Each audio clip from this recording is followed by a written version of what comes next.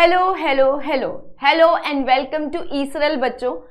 आज के इस सेशन में हम आपके class 10th chapter life processes and control and coordination के मोस्ट रिपीटेड पीवाईक्यू सॉल्व करने वाले हैं, जिससे आपको पता लग जाएगा कि आपकी तैयारी किस तरह की है। ठीक है, बहुत सारे बच्चे अभी भी डाउट में हैं, रिवीजन नहीं हो रहा, तो उन बच्चों के लिए हम एंड गेम 2.0 लॉन्च कर चुके हैं। सारे डाउट अपने सॉल्व कर लो बोर्ड एग्जाम से पहले। तो बहुत सारे बच्चे हमारे साथ सक्सेस हो चुके हैं, आप भी हो जाओ। तो बढ़ते हैं आज के सेशन के फर्स्ट क्वेश्चन पे। तो फर्स्ट क्वेश्चन क्या है? Draw a flow chart to show the breakdown of glucose by various pathway. ये आपका सीबीएसई 2016 का क्वेश्चन है। इसमें आपको ये आपके चैप्टर लाइफ प्रोसेसेस के रेस्पिरेशन पार्ट से है ना। तो फ्लो चार्ट में आपको बताना है कि ग्लूकोज का ब्रेकडाउन कैसे होता है। हमें पता ही, हमने चैप्टर जब पढ़ा था तो हमने देखा था कि प्रेजेंस ऑफ ऑक्सीजन में भी क्या होता है, ग्लूकोज का ब्रेकडाउन होता है, और इन द एब्सेंस ऑफ ऑक्सीजन भी होता है। In the absence of oxygen human body में भी होता है और कंप्लीट ब्रेकडाउन भी होता है in the presence of oxygen. तो फ्लो चार्ट है आपका ये वाला। जब ग्लूकोज ब्रेकडाउन होता है कहाँ पे? साइटोप्लाज्म में, तो पायरुवेट बनता है, और जो कि 3 कार्बन मॉलिक्यूल है। इस प्रोसेस को, ब्रेकडाउन ऑफ ग्लूकोज को बोलते हैं ग्लाइकोलाइसिस। ठीक है, इस प्रोसेस को क्या बोलेंगे? ग्लाइकोलाइसिस बोलते हैं। ठीक है, ये पायरुवेट आगे कहाँ जाता है? अगर कंप्लीट ब्रेकडाउन होता है in the presence of oxygen तो उसे बोलते हैं क्रेब्स साइकिल। ठीक है, क्रेब्स साइकिल। ठीक है, जिससे मच अमाउंट ऑफ एनर्जी बनती है, 38 एटीपी बनते हैं। ठीक है, जबकि हम बात करें इन the absence of oxygen anaerobic condition में कहाँ पे होगा? यीस्ट में होता है। ठीक है, फर्मेंटेशन प्रोसेस होती है जिससे इथेनॉल बनता है, कार्बन डाइऑक्साइड बनती है, और less amount of energy that is 2 ATP बनता है। ठीक है, और हम बात करें इन the absence of oxygen in human body, है ना, जब हम बहुत ज्यादा एक्सरसाइज कर लेते हैं तब ये प्रोसेस होती है। तो इससे क्या बनता है? लैक्टिक एसिड बनता है, एनर्जी बनती है 2 एटीपी। ठीक है, तो एनारोबिक रेस्पिरेशन भी होता है, एरोबिक रेस्पिरेशन भी होता है। ठीक है, तो ये कंप्लीट ब्रेकडाउन का चार्ट है आपका कि किस तरीके से ग्लूकोज ब्रेकडाउन होता है in the presence of oxygen as well as in the absence of oxygen. ठीक है, नेक्स्ट क्वेश्चन है, तो इसका फर्स्ट पार्ट है डिफाइन एक्सक्रीशन। ये आपके लाइफ प्रोसेस चैप्टर के एक्सक्रीशन पार्ट से है। तो इसके फर्स्ट हम देख लेते हैं फर्स्ट पार्ट को, डिफाइन एक्सक्रीशन। तो एक्सक्रीशन क्या है? The biological process involved in the removal of waste produced during various metabolic activities in the body from the body of an organism is called excretion। ठीक है, ये एक biological process है किसका? Removal of waste produced during various metabolic activities. हमारी body में continuously metabolic activities चलती रहती हैं, जिसके लिए सेल को ऑक्सीजन की रिक्वायरमेंट होती है, साथ ही साथ बहुत सारे वेस्ट प्रोडक्ट बनते हैं, उनका रिमूवल करना अपनी बॉडी से बहुत जरूरी होता है। तो यही रिमूवल क्या कहलाता है? एक्सक्रीशन कहलाता है। The wastage are non gaseous nitrogenous waste like ammonia, urea, uric acid along with excessive water, salts and pigments. ठीक है, ये आपकी एक्सक्रीशन की डेफिनेशन हो गई। 1 मार्क क्वेश्चन है। इसका सेकंड पार्ट है name the basic filtration unit present in the kidney. इसका सेकंड पार्ट क्या है? आपकी बेसिक फिल्ट्रेशन यूनिट क्या है किडनी की? That is nephron. नेफ्रॉन का डायग्राम भी बच्चों मोस्ट इंपॉर्टेंट है। ठीक है, मोस्ट एक्सपेक्टेड माना जा रहा है कि नेफ्रॉन के ऊपर क्वेश्चन आएगा। Draw excretory system in human beings and label the following organ of excretory system which perform following function. आपको क्या करना है? आपके एक्सक्रीटरी सिस्टम का डायग्राम ड्रॉ करना है। बच्चों, हम बात करें लाइफ प्रोसेस की, कंट्रोल एंड कोऑर्डिनेशन, आपकी बायोलॉजी की किसी भी चैप्टर की बात करें तो डायग्राम प्रैक्टिस करना भूलना मत। एग्जाम में बहुत सारे क्वेश्चन आपके डायग्राम से ही सॉल्व होंगे और बहुत सारे क्वेश्चन आपके डायग्राम के ऊपर ही आते हैं, है ना। ह्यूमन बीइंग, आपको डाइजेस्टिव सिस्टम का डायग्राम जो है वो ड्रॉ करना है, साथ ही साथ वो पार्ट लेबल करने हैं जहाँ पे यूरिन फॉर्मेशन हो रहा है। सेकंड क्या है? Is a long tube which connect urine from kidney, और जहां से यूरिन फॉर्म होने के बाद यूरिनरी ब्लैडर में आता है वो पार्ट लेबल करना है। साथ ही साथ store urine until it pass out, ये आपको बताना है कि कहाँ पे स्टोर होता है।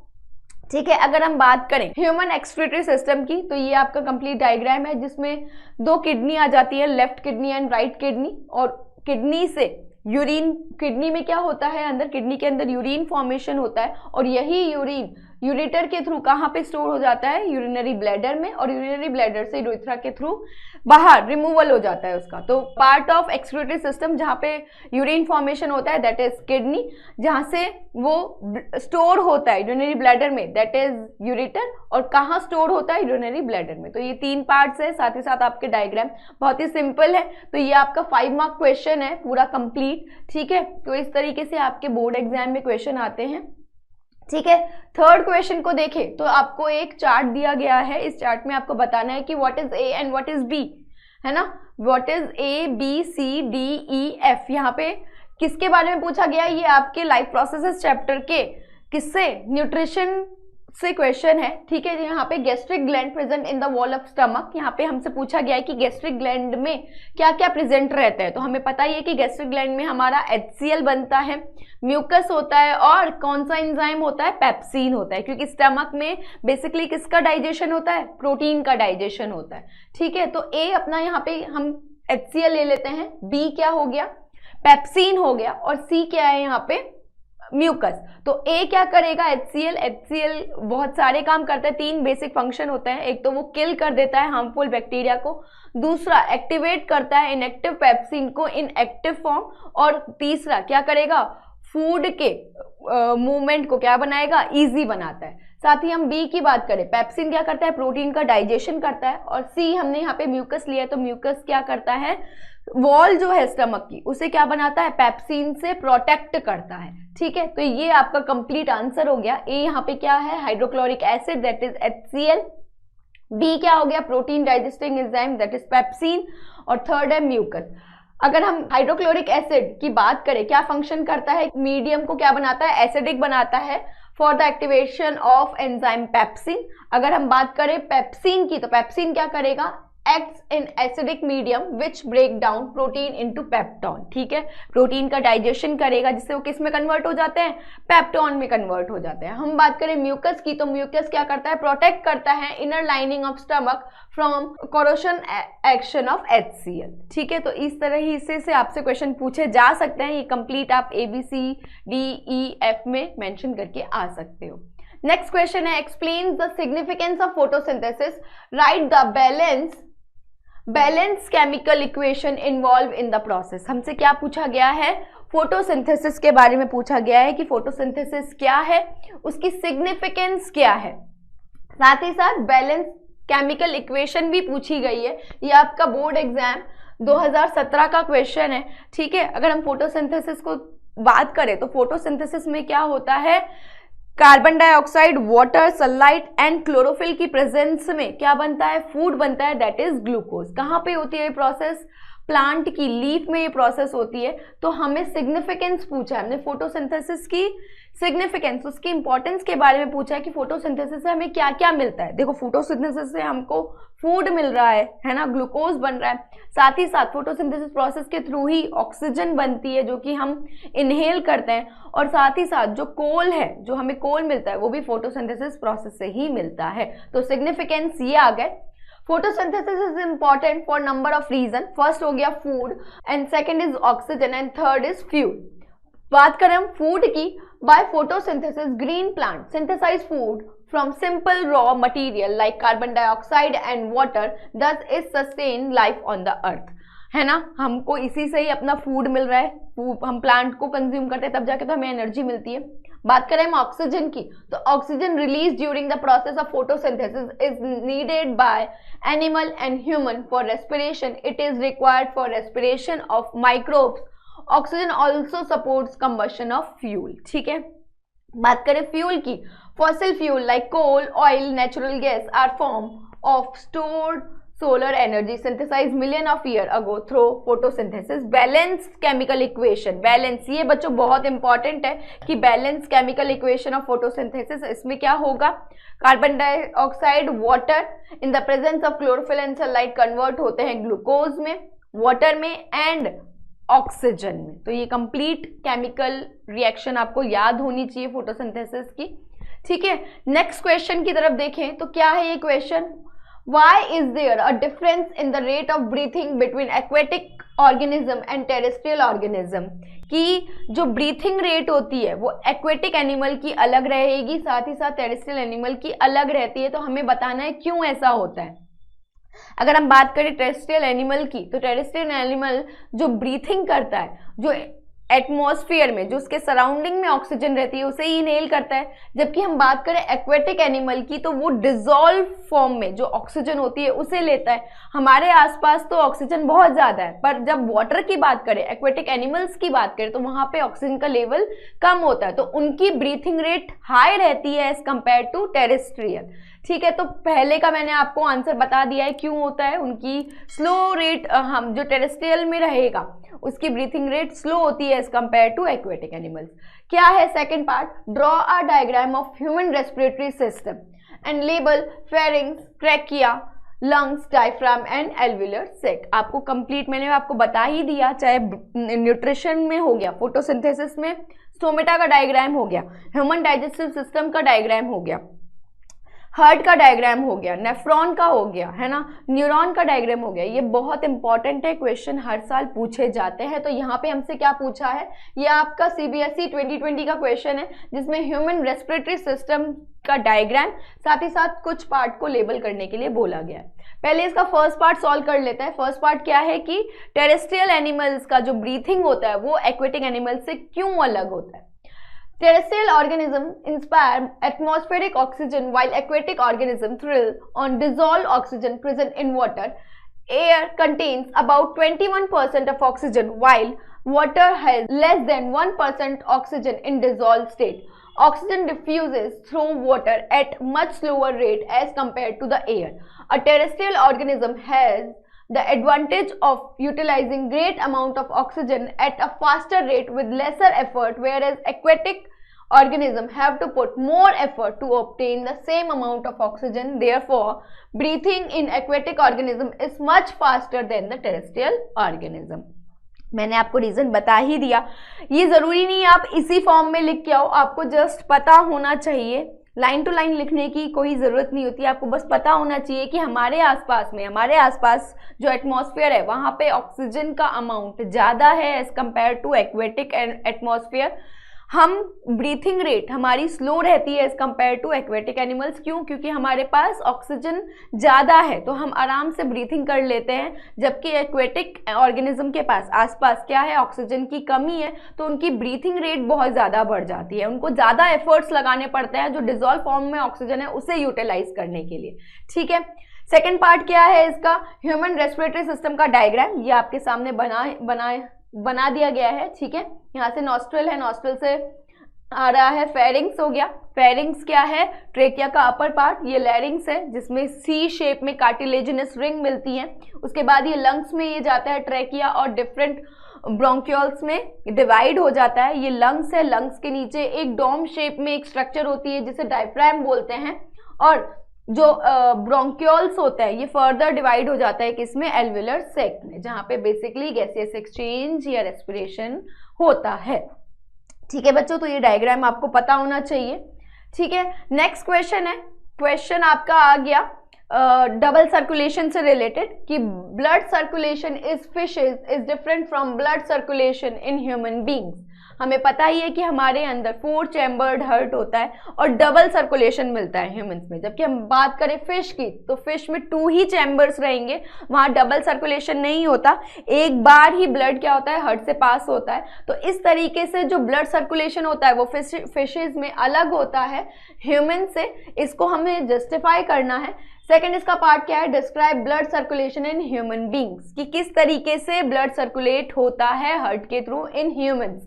ठीक है, हमें पता ही है, हमने बहुत बार अच्छे से पढ़ाई है इस चीज को। तो पहले इसके पार्ट फर्स्ट को देख लेते हैं। Fishes have only 2 chambers in their heart, the blood is pumped to the gills to get oxygenated blood and from there it passes directly to the rest of the body। क्या होता है, जो blood होता है fishes में वो एक बार ही पास होता है। ठीक है, वो कहाँ जाएगा, blood pump to the gills to get, blood क्या होता है गिल्स के थ्रू जाता है, और गिल्स में क्या होती है, ऑक्सीजनेटेड ब्लड होती है, और यही ब्लड हार्ट के थ्रू डिफरेंट बॉडी ऑर्गन्स को मिल जाता है। ठीक है, बट हम बात करें ह्यूमंस की, ह्यूमंस में क्या होता है, during circulation blood travels twice through the heart in complete cycle of the body. ठीक है, जैसे ही हम लेते हैं, क्या लेते हैं हम, ऑक्सीजन के थ्रू लेते हैं। In human beings during circulation blood travels twice through the heart in one complete cycle, मतलब एक साइकिल में जो ब्लड होता है वो हार्ट से 2 टाइम सर्कुलेट होता है। It is called double circulation. The pathway of blood from the heart to the lungs and back to the heart is called pulmonary circulation। pulmonary circulation मतलब जब क्या होता है, ब्लड हार्ट से lungs की तरफ जाता है और वापस कहाँ आता है, हार्ट में आता है, तो उसको क्या बोलते हैं, पल्मोनरी सर्कुलेशन बोलते हैं। जब body system, body cells involve रहती है सर्कुलेशन में, तो उसको बोलते हैं systematic circulation. The pathway of blood from heart to the rest of the body and back to the heart is called systematic circulation. तो systematic circulation plus pulmonary circulation को क्या बोलते हैं, मिलाकर डबल सर्कुलेशन बोलते हैं, जिससे ऑक्सीजनेटेड ब्लड पूरी बॉडी में मिल जाता है। ठीक है, इसके पार्ट सेकंड को देखें। सेकंड पार्ट क्या था, हमें बताना था डबल सर्कुलेशन के बारे में। हम बता ही चुके हैं, एक हिंट हम दे ही चुके हैं कि किस तरीके से ह्यूमन बींग्स में क्या होता है, 2 टाइम्स ब्लड हार्ट से पास होता है। Deoxygenated blood from the heart tissues is poured into the right atrium. हमें पता ही है कि जो हार्ट का राइट साइड पार्ट रहता है वो कैसा रहता है, डीऑक्सीजनेटेड रहता है। जबकि हम लेफ्ट साइड हार्ट की बात करें तो ऑक्सीजनेटेड ब्लड को फ्लो करता है। तो जो राइट साइड होता है वहां पर पूरी बॉडी सेल से सुपीरियर वेना कावा और इंफीरियर वेना कावा से ब्लड आता है, कहाँ पे, राइट एट्रियम में। राइट एट्रियम से कहाँ जाता है, राइट वेंट्रिकल में जाता है। राइट वेंट्रिकल से पल्मोनरी आर्टरी के थ्रू कहाँ जाएगा, लंग्स में जाएगा। लंग्स में क्या होगा, प्यूरिफाई होगा, यानी ऑक्सीजनेटेड ब्लड कहाँ पे आएगा, लेफ्ट एट्रियम में आता है थ्रू पल्मोनरी वेन।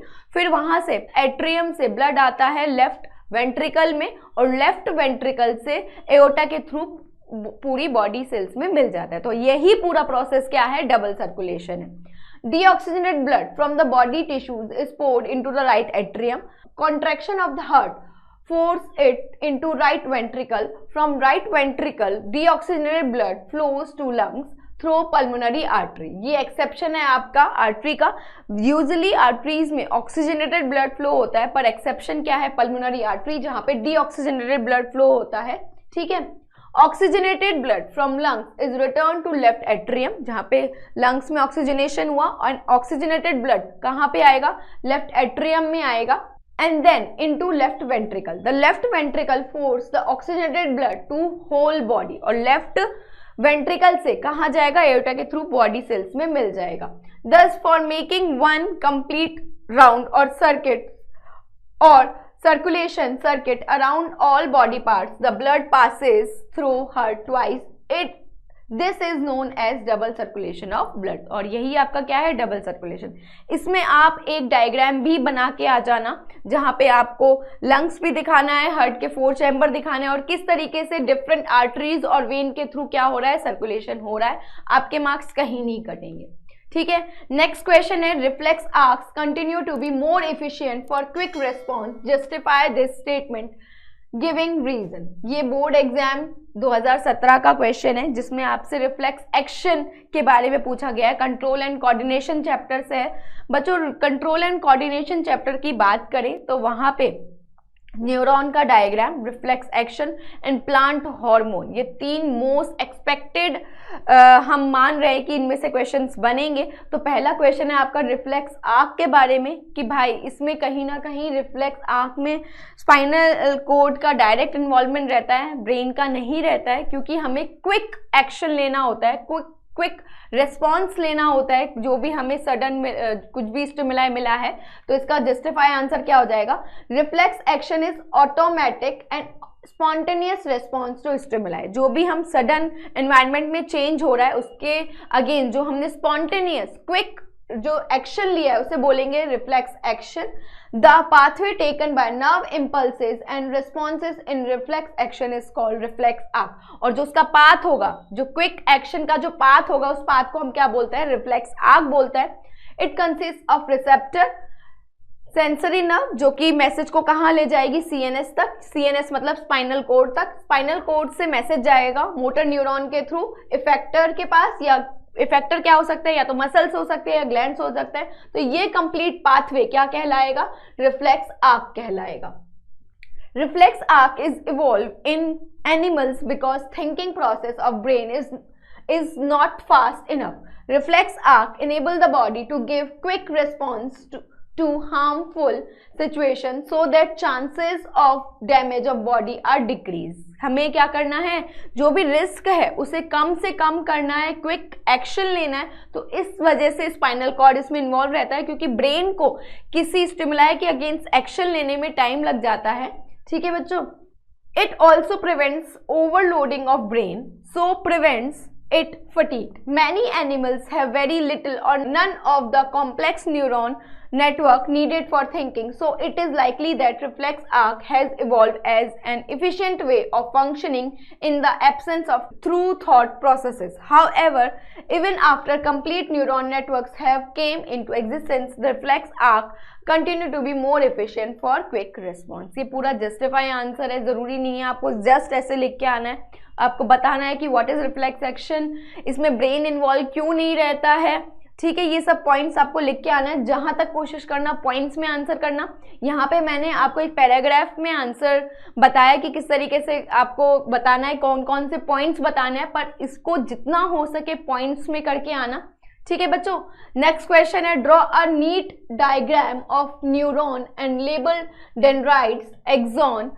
ठीक है, हमें किसका डायग्राम, ये भी बच्चों बहुत इंपॉर्टेंट क्वेश्चन है, न्यूरॉन का डायग्राम, जो कि बोर्ड एग्जाम 2015 का है. बहुत बार उसके बाद भी बहुत बार रिपीट हुआ है, तो आपको न्यूरॉन का डायग्राम पता होना चाहिए कि कहाँ से मैसेज को लिया जाता है ना, और किस तरीके से जो मैसेज है, जो इम्पल्स है, वो पूरा न्यूरॉन में ट्रेवल करता है. डेंड्राइट से रिसीव होता है, डेंड्राइट से सेल बॉडी में जाता है, सेल बॉडी से एक्सॉन के थ्रू एक्सॉन टर्मिनल के पास जाएगा, और एक्सॉन टर्मिनल से फिर नेक्स्ट न्यूरॉन के डेंड्राइट से मैसेज आगे चला जाएगा. तो आपको डायग्राम बनाना है, बहुत ही सिंपल डायग्राम है, कुछ भी नहीं है डायग्राम में, जस्ट डेंड्राइट्स आपको बताने हैं. डेंड्राइट्स के बाद आपको एक्सॉन के बारे में बताना है. ठीक है, इसका सेकंड पार्ट क्या है, which part of human brain is the main thinking part of the brain. कि ब्रेन के भी जब हमने थ्योरी क्लास ली थी तो वहां पे हमने पढ़ा था कि ब्रेन के 3 पार्ट होते हैं, fore brain, mid brain and hind brain. उनमें से ऐसा ब्रेन का कौन सा पार्ट है जो कि थिंकिंग पार्ट है. तो हमें पता ही है कि सबसे बड़ा पार्ट कौन सा होता है, फोर ब्रेन होता है, और वही मेन इन्वॉल्व रहता है किसमें, थिंकिंग में. इसका सेकंड पार्ट क्या है, responsible for maintaining the posture and balance of the body. कि ब्रेन का वो कौन सा पार्ट है जो पोस्चर मेंटेन करने या बैलेंस करने में जरूरी होता है, वो हमें पता ही है, सेरिबेलम है. ठीक है, तो ये किसका पार्ट है, सेरिबेलम आपके हाइंड ब्रेन का पार्ट है. ठीक है, तो करते हैं इस क्वेश्चन को. पहला क्वेश्चन, ये न्यूरॉन का डायग्राम है. कोशिश करना बच्चों अपना डायग्राम नीट एंड क्लीन बनाने का, लेबल बहुत ही अच्छे से करके आना, स्पेलिंग मिस्टेक नहीं होनी चाहिए, साथ ही साथ पेंसिल से ही ड्रॉ करके आना. तो इसका फर्स्ट पार्ट है न्यूरॉन का डायग्राम, जहाँ पे डेंड्राइट्स हैं जो कि मैसेज रिसीव करते हैं, वहां से सेल बॉडी है, सेल बॉडी के अंदर न्यूक्लियस मिलता है, बहुत सारे साइटोप्लाज्म मिलेंगे. फिर आगे मैसेज जाता है एक्सॉन में. एक्सॉन में क्या मिलेगी, माइलिन शीट मिलती है. 2 माइलिन शीट के बीच का जो गैप होता है इसे नोड एंड रेनवियर्स बोलते हैं. एक्सॉन से एक्सॉन टर्मिनल से फिर मैसेज आगे चला जाता है. तो ये एक न्यूरॉन का डायग्राम है.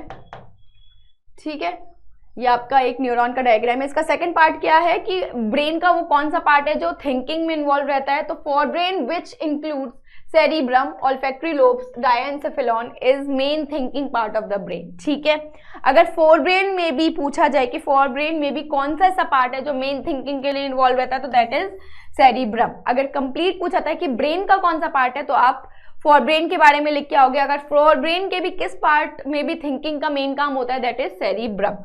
ठीक है, इसका सेकंड पार्ट क्या है कि पोस्चर मेंटेन बैलेंस के लिए ब्रेन का कौन सा पार्ट इन्वॉल्व रहता है, दैट इज सेरिबेलम. ठीक है बच्चों. नेक्स्ट क्वेश्चन है, what are plant hormones, name the plant hormones responsible for following. हमसे क्या क्वेश्चन पूछा गया है बच्चों, प्लांट हार्मोन के बारे में कि प्लांट हार्मोन्स क्या होते हैं, और हमें प्लांट हार्मोन के बारे में बताना है कि कौन से ऐसे हार्मोन्स हैं जो कि ग्रोथ ऑफ द स्टेम के लिए रिस्पॉन्सिबल है, प्रमोशन ऑफ सेल डिवीजन के लिए, inhibition of growth and elongation of the cell के लिए रिस्पॉन्सिबल है. तो what are plant hormones. Plant hormones or phytohormones are chemical substance produced naturally in plant and capable of translocation and regulating one or more physiological processes which present in low concentration. ठीक है, these are also known as plant growth substance या plant growth regulator. Plant hormone को phyto hormones भी बोलते हैं, plant growth regulator भी बोलते हैं, या प्लांट ग्रोथ सब्सटेंस भी बोलते हैं। इसका सेकंड पार्ट देखिए कि कौन से ऐसे हार्मोन्स है जो कि ग्रोथ के लिए रिस्पॉन्सिबल हैं, दैट इज गिबरलिन्स, जो कि स्टेम की ग्रोथ के लिए रिस्पॉन्सिबल है। प्रमोशन ऑफ सेल डिवीजन के लिए साइटोकाइनिन मोस्टली इन्वॉल्व रहता है। इनिबिशन ऑफ द ग्रोथ, आपका एब्सिसिक एसिड कैसा है, ग्रोथ इनिबिटर हार्मोन है, तो एब्सिसिक एसिड आपका क्या है, डोरमेंसी को इंक्रीज करता है। इलोंगेशन ऑफ द सेल, जिसमें ऑक्सिन एंड साइटोकाइनिन दोनों ही सेल को क्या करेंगे, इलोंगेट करते हैं। नेक्स्ट क्वेश्चन है डिफाइन रिफ्लेक्स एक्शन, दोबारा वापस रिपीट हो गया आपका बोर्ड एग्जाम 2014 का क्वेश्चन है ये, कि रिफ्लेक्स आर्क के बारे में पूछा है। तो रिफ्लेक्स आर्क क्या है, pathway of reflex action is known as reflex arc. Draw a flow chart showing the sequence of event which occur during sneezing. हमें sneezing कैसा है, एक क्विक एक्शन होता है, तो उसमें क्या क्या होता है, स्नीजिंग के वक्त कैसे हमें स्टिमुलाई मिलते हैं और किस तरीके से स्पाइनल कॉर्ड के थ्रू ये मैसेज आगे पास होता है, तो ये सब कुछ हमें बताना है। इसका सेकंड पार्ट क्या है, list 4 plant hormone, right 1 function of each. हमें 4 मेन प्लांट हार्मोन के बारे में बताना है और उसके एक फंक्शंस के बारे में बताना है, ठीक है। तो पहला क्या है, reflex action. Reflex action is defined as the pathway और route taken by nerve impulse in a reflex action. Sequence of event that occur during sneezing can be descripted here. सबसे पहले स्नीजिंग में क्या होगा, हमें स्नीजिंग कब होती है, foreign particle sense by olfactory receptor in nasal cavity. कोई भी फॉरेन पार्टिकल क्या होगा, ऑल्फैक्टरी रिसेप्टर्स के थ्रू सेंस होंगे। उसके बाद क्या होगा, sensory nerve impulse activated by olfactory receptor, जिससे क्या होगा, नर्व इम्पल्स एक्टिवेटेड होंगे। Sensory impulse carry to spinal cord by sensory. अब ये मैसेज कहाँ जाएगा, सबसे पहले क्या होगा, जो भी स्टिमुलाई होगा, जो कुछ भी सेंस होगा, वो कहाँ जाएगा, सेंसरी न्यूरॉन के थ्रू कहाँ जाएगा, स्पाइनल कॉर्ड के पास जाएगा। स्पाइनल कॉर्ड क्या करेगा, एनालाइज करेगा उस इम्पल्स को और उनको मोटर न्यूरॉन के थ्रू मैसेज को भेज देगा। Motor nerve conduct these impulse from CNS to effector, और इफेक्टर यहाँ पे क्या होगा, like radial muscles of diaphragm and intercostal muscle of ribs response causing forceful expiration through lungs, और इसी के थ्रू हमें क्या होगा, स्नीजिंग हो जाती है, ठीक है। तो ये कंप्लीट आपका चार्ट हो गया स्नीजिंग का, जिसमें आपका स्पाइनल कॉर्ड इन्वॉल्व रहता है, ठीक है। हमसे इसका सेकंड पार्ट पूछा गया था कि 4 ऐसे प्लांट हार्मोन के बारे में बताइए और साथ ही साथ उनके एक फंक्शंस के बारे में। तो 4 हार्मोन्स कौन से हो गए, ऑक्सिन हो गया, गिबरलिन हो गया, साइटोकाइनिन हो गया, इथाइलिन हो गया। अगर ऑक्सिन की बात करें तो इस ऑक्सिन क्या करता है, सेल इनलार्जमेंट को प्रमोट करता है, साथ ही साथ सेल डिफरेंशिएशन को भी प्रमोट करता है, ठीक है। गिबरलिन्स की बात करें तो मैंने जब आपकी थ्योरी क्लास ली थी तो वहां पे आपको बताया था, जो गिबरलिन्स होता है वो प्लांट हार्मोन के अनिल कपूर माना जाता है, मतलब हर टाइप की ग्रोथ को प्रमोट करता है, चाहे स्टेम की हो गई, चाहे रूट की हो गई, चाहे फ्लावर की हो गई, चाहे फ्रूट की हो गई। These promote cell enlargement and cell differentiation in plant in the presence of auxin. These also promote growth of stem and fruits. अगर हम साइटोकाइनिन की बात करें तो C for sale division, C for cytokinin, तो सेल डिवीजन को कौन promote करता है, cytokinin. These promote cell division in plant. These play vital role in morphogenesis in plant.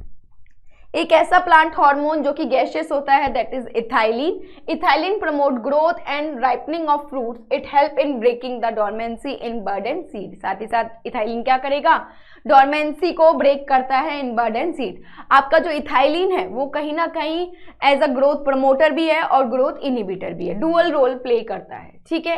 Next question है आज की क्लास का, थायराइड ग्लैंड। एक आपको पैराग्राफ दिया गया है, इस पैराग्राफ में आपसे बहुत सारे क्वेश्चन पूछे जाएंगे, ठीक है। तो पैराग्राफ क्या है, thyroid gland is bilobed structure situated in our neck region, it secretes a hormone called thyroxine. Iodine is necessary for the thyroid gland to make thyroxine, ठीक है। थायराइड क्या है, अपनी नेक रीजन में प्रेजेंट रहती है और क्या सीक्रेट करती है, थायरॉक्सिन रिलीज करती है, और ये थायरॉक्सिन क्या करता है, हमारा आयोडीन लेवल को मेंटेन करता है, ठीक है। Thyroxine regulate carbohydrate, protein, fat metabolism in a body, और ये थायरॉक्सिन क्या करता है, आपके कार्बोहाइड्रेट, प्रोटीन, फैट के मेटाबॉलिज्म को कंट्रोल करता है। It promote growth the body tissues also. When there is excess of thyroxine in a body, a person suffer from hypothyroidism. कुल मिला के थायराइड ग्लैंड के बारे में बताया गया है कि थायराइड ग्लैंड कहाँ पे प्रेजेंट रहती है, नेक रीजन में रहती है। क्या सीक्रेट करती है, थायरॉक्सिन रिलीज करती है, और थायरॉक्सिन को बनाने के लिए आयोडीन की बहुत जरूरत होती है। ये थायरॉक्सिन क्या करती है, कार्बोहाइड्रेट, प्रोटीन और फैट्स के मेटाबॉलिज्म को कंट्रोल करती है, साथ ही साथ बॉडी टिश्यूज की ग्रोथ को प्रमोट करती है। ठीक है, जिन इंसान में, जिन पर्सन में थायरॉक्सिन का लेवल बढ़ जाता है तो उनमें क्या हो जाता है, हाइपरथायरॉयडिज्म हो जाता है। If this gland is underactive, it results in hypothyroidism. अगर थायरॉक्सिन का लेवल कम हो जाता है तो क्या हो जाता है, हाइपोथायरॉयडिज्म डिजीज हो जाती है। Hyperthyroidism is diagnosed by blood test that measures the level of thyroxine and thyroid stimulating hormone TSH. Hypothyroidism is caused due to deficiency of iodine in our diet, resulting in a disease called goitre. और goitre, जब hypothyroidism बहुत ज़्यादा level में, मतलब खाने में अगर diet में आयोडीन का लेवल बहुत ही कम है तो गॉइटर डिजीज हो जाती है। ठीक है, iodised salt can be included in a diet to control it. और हाइपोथायरॉयडिज्म को कैसे कंट्रोल कर सकते हैं, एक डाइट लेके जिसमें आयोडीन का लेवल बहुत ज़्यादा हो। ठीक है, इससे रिलेटेड क्वेश्चन देख लेते हैं। Where is thyroid gland situated. इस पैराग्राफ की पहली ही लाइन है कि जो आपकी थायराइड ग्लैंड होती है वो कहाँ पे होती है, नेक रीजन में। तो इसका आंसर क्या हो जाएगा, thyroid gland is situated in our neck region. Next question है, state the function of thyroxine in our body. Thyroxine क्या करता है, बॉडी टिश्यूज की ग्रोथ को प्रमोट करता है, साथ ही साथ कार्बोहाइड्रेट, प्रोटीन, फैट के मेटाबॉलिज्म को कंट्रोल करता है। तो आंसर क्या हो जाएगा, thyroxine regulates carbohydrate, protein, fat metabolism in our body. It promote growth tissues also. ठीक है, नेक्स्ट क्वेश्चन है, व्हाट इज हाइपरथायरॉयडिज्म। हाइपोथायरॉयडिज्म क्या होता है, जब थायरॉक्सिन का लेवल ब्लड में बढ़ जाता है तो उस डिजीज को क्या बोलते हैं, hyperthyroidism. Hyperthyroidism occur when there is excess of thyroxine in our body. Next question है, how can we control hypothyroidism. अगर हम ऐसी डाइट ले ले जिसमें आयोडाइज सॉल्ट इंक्लूड है तो उससे हम कंट्रोल कर सकते हैं किसको, हाइपोथायरॉयडिज्म को। तो answer is hypothyroidism can be control by using iodised salt. ये आपके मोस्ट एक्सपेक्टेड रिपीटेड क्वेश्चंस हैं। ठीक है, तो इस तरह के आपके क्वेश्चन बन सकते हैं control and coordination and chapter life processes से। ऐसे मोस्ट एक्सपेक्टेड रिपीटेड क्वेश्चंस के लिए हमारे साथ बने रहिए। Thank you so much.